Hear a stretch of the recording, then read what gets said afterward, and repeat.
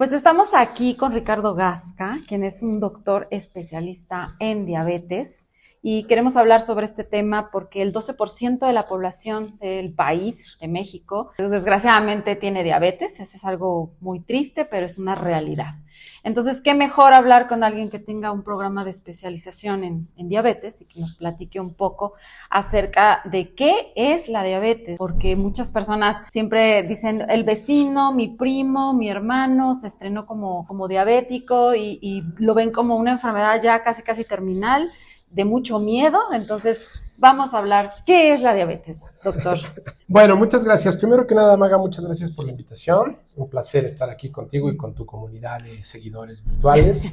Déjame hacer primero una pequeña precisión a lo que tú comentaste ahorita. Las personas viven con diabetes, pero no son diabéticos. Bien, un buen punto. Eso es algo muy importante por recordar. La diabetes no define a las personas. Es algo con lo que vivimos. Okay. Pero no es que yo sea diabético. Vivo con diabetes y eso es lo tienen que aprender a decir así, ¿no? Hay que acostumbrarnos a no hacer el señalamiento de... Sí, qué bueno que dices eso, porque justo una persona también que conozco que se oye horrible, pero bueno, ya tiene diabetes. Ajá. Decía, bueno, pero a lo mejor voy a hacer todo lo posible porque se me quite. Yo creo que la gente tiene que aprender que una vez que tiene diabetes, ¿qué es lo que pasa? Bueno, sí, este es un punto importantísimo. Haces bien, empezar por definir de qué estamos hablando. La diabetes es una enfermedad que tiene tres grandes atributos. El primero es que es una enfermedad crónica, es decir, no es súbita, se va desarrollando a lo largo del tiempo, evolucionando a lo largo del tiempo. La segunda es que es una enfermedad degenerativa. Esto significa que va dañando nuestro organismo con el paso del tiempo, en algunos casos de manera más acelerada, en otros casos de manera más lenta. En otro momento podemos hablar de por qué en algunos pacientes evoluciona muy rápido y en otros no. Y una tercera es que, bueno, lamentablemente es una enfermedad incurable. Es una enfermedad que podemos controlar, eso sí. Es una enfermedad a la que le podemos poner un freno para que su desarrollo no sea demasiado acelerado. Podemos frenar el daño que está haciendo, pero ya no lo podemos revertir. Y podemos vivir con ella. Sin duda alguna, y podemos vivir además plenamente. Exacto, yo creo que la importancia de esta entrevista es que, bueno, vamos a ir desarrollando muchos puntos en estas entrevistas que vamos a ir teniendo, porque es un tema amplio, muy grande, pero muy interesante y muy intenso. Y descubrí el por qué realmente, si tenemos ya diabetes, no es que ya sea como ya me voy a morir mañana, ya sea, no, al contrario, saber cómo vivir. Entonces, ahora un poquito que nos digas exactamente qué es la diabetes, o sea, cuál es la definición de la diabetes. Digamos, médicamente, la diabetes se caracteriza sobre todo y esencialmente por un incremento en los niveles de glucosa en nuestra sangre. ¿Qué es la glucosa? Podemos decirlo de manera muy coloquial, es una variante de azúcar. Ok. Ahora, ¿por qué tenemos azúcar en la sangre? Todos los seres humanos vivimos. Tú como nutrióloga se lo puedes explicar con mucho mayor amplitud a tus pacientes, pero tú y yo sabemos que la glucosa es el combustible que nos genera la energía para vivir. Eso es necesario para todos. Cierto. Ahora, cuando una persona enfrenta un descontrol de ese nivel de su glucosa en su sangre, por encima de determinados niveles establecidos médicamente, esa persona se dice que tiene diabetes. Hay diferentes tipos, esto es muy importante mencionar. La 1, la 2. Hay, digamos, tres variantes grandes que son la diabetes tipo 1. Es una diabetes que afecta sobre todo a gente joven. Y es una diabetes que obliga a tratar con insulina. En otro momento hablaremos de eso. Es necesario, esas personas necesitan inyectarse insulina. La diabetes tipo 2 es una diabetes de personas adultas, sobre todo, aunque lamentablemente en nuestro país cada vez la detectamos en gente más joven, pero no en niños, sino en adolescentes, pero sí en gente en los 20 y en los 30. Antes era una enfermedad de personas de los 50 o 60 años, ahora se está diagnosticando más tempranamente. Luego hay una tercera variante que es la diabetes gestacional, que solamente se manifiesta a alguna mujer se embaraza. Y hay otro cuarto grupo de diabetes que son medio raras, esas ni mencionarlas, porque son muy particulares. Muy particulares. Existe el 12% de diabéticos. ¿Por qué tantos diabéticos? Y sigue creciendo. Bueno, sí, sin duda alguna es un problema de salud pública, es decir, es una de las enfermedades que más aquejan a la población en México. Yo no tendría una respuesta exacta de por qué habemos tantos, pero sí hay muchos factores que contribuyen a esta situación. Para estudiar el origen de la diabetes podemos dividir, digamos, los factores de riesgo en unos que son no modificables y otros que son modificables. Ok. Los que son, perdón, los que son no modificables. Tenemos un problema genético, es decir, por el simple hecho de ser latinos, ya tenemos mayor riesgo en comparación con otras poblaciones como los anglosajones. Ellos tienen menos riesgo de presentar diabetes que nosotros.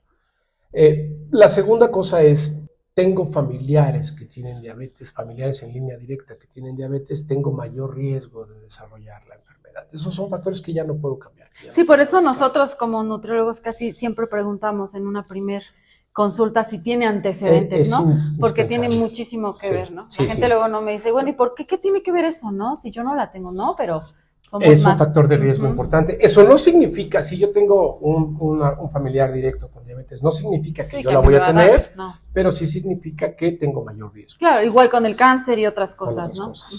Y luego hay una serie de factores que son modificables, Magali, y que me parece que esos juegan respondiendo a tu pregunta, juegan un papel muy importante en el contexto de nuestro país.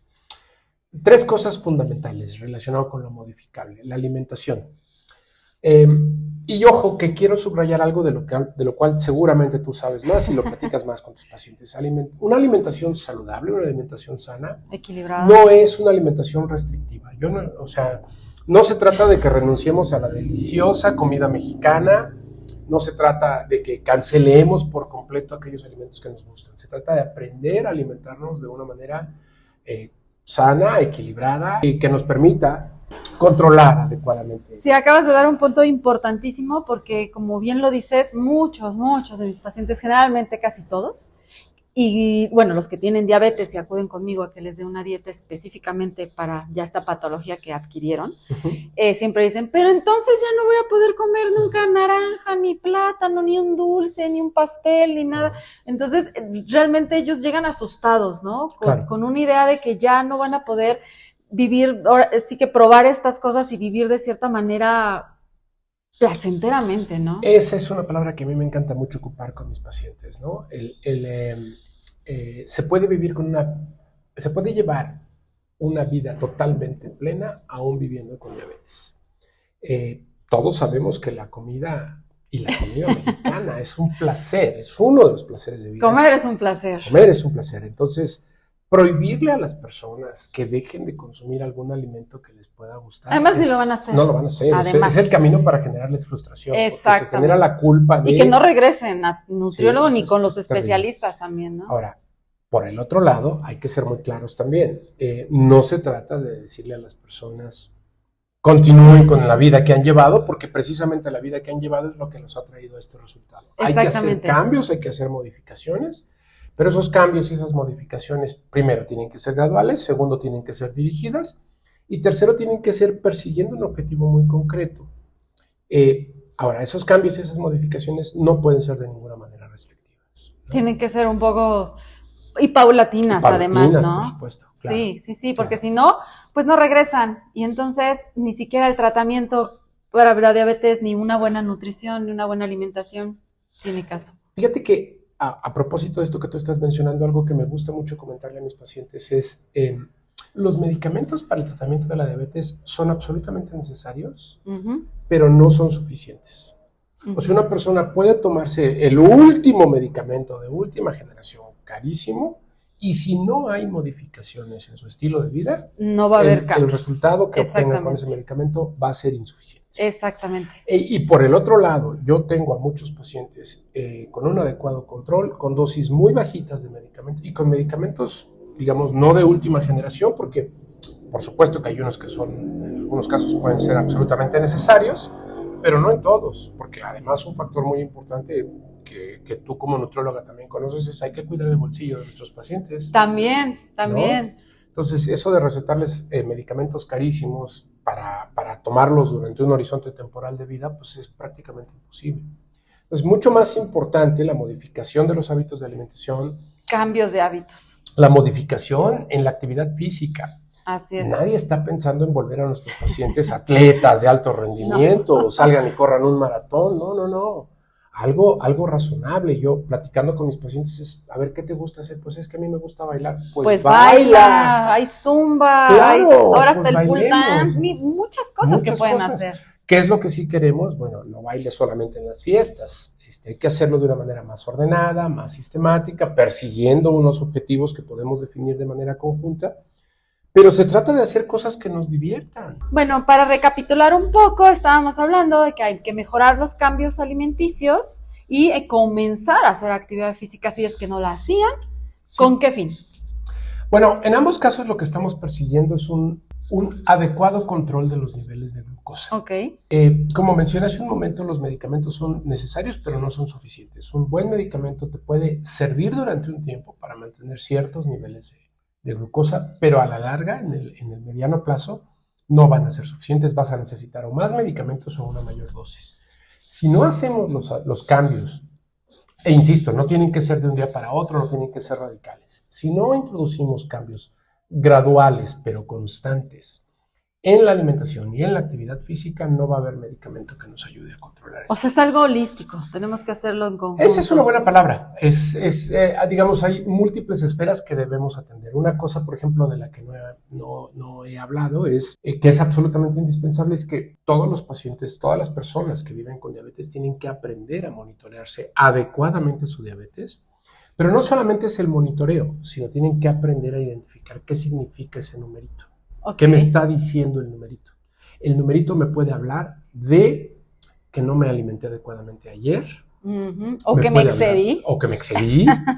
Puede hablar de la actividad física que estoy teniendo no está siendo suficiente. El numerito puede hablar de, parece que tengo una comorbilidad, como ahora estamos más acostumbrados a escuchar de comorbilidades. Sí. Bueno, por ejemplo, te puedo hablar de que COVID, influenza, una infección de vías urinarias, todo eso puede alterar los niveles de glucosa en una persona con diabetes. Lo altera en todos los pacientes. Sí. En una persona con diabetes lo altera más todavía.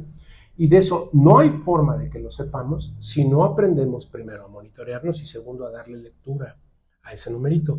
Esa tarea es mucho menos compleja de lo que parece y es labor de uno como profesional de la salud enseñarle a nuestros pacientes cómo hacerlo, cuándo hacerlo y cómo darle. Y que lleven una bitácora, ¿no? Es bien importante, ¿no? Porque si no, se van a perder también, ¿no? Es fundamental. Hablas mucho de la actividad física, pero específicamente porque las personas, bueno, todos, todos en general tenemos que hacer actividad física, pero bueno, en este tema que estamos hablando de diabetes en específico, ¿por qué la persona diabética tendría que realizar actividad física? ¿En qué le ayuda a ella persona? ¿Ya tiene diabetes? ¿En qué le ayuda? Es una muy buena pregunta. Mira, el exceso de glucosa, cuando nosotros tenemos mucha glucosa en nuestra sangre, nuestro cuerpo de manera natural busca deshacerse de ella. Ajá. Hay, digamos, dos formas, en términos más o menos generales, de deshacerte de ella. Una es orinarla. La filtran nuestros riñones y la orina. Sin embargo, pues no es el medicamento, no es el procedimiento más adecuado.